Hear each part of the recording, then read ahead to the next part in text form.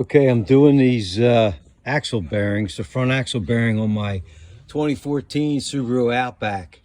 And I did the other side and had one hell of a time getting the bolts out that hold the bearing assembly in.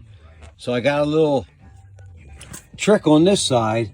I got a 3/4 inch copper pipe clamp, or copper pipe clamp, and I attached it to the axle, and then after I took the axle nut off, I shoved the axle all the way into the transmission and wired it to the lower control arm frame.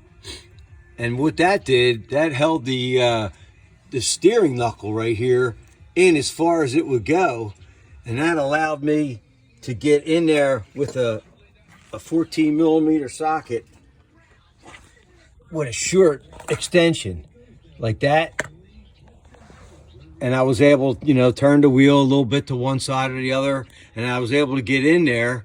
You have to work them loose, and when they start getting too tight to come off, tighten it back up, spray it, wire brush the threads, whatever you got to do to get those threads to come out of the old axle bearing. But I'll tell you what, that's the ticket, because it just gives you just enough. Because all the other videos online, they're guys in the mechanic shop up on a lift. I'm laying in my driveway, DIY in it. And this is the trick that I found. So if it helps anybody else, I figured I want to share this, because it sure did help me. And just lube it all up before you put the new bearing in, clean off all the rust. And be careful of that ABS plastic sensor. Don't mess that up. That's right in here. Whatever you do, don't break that.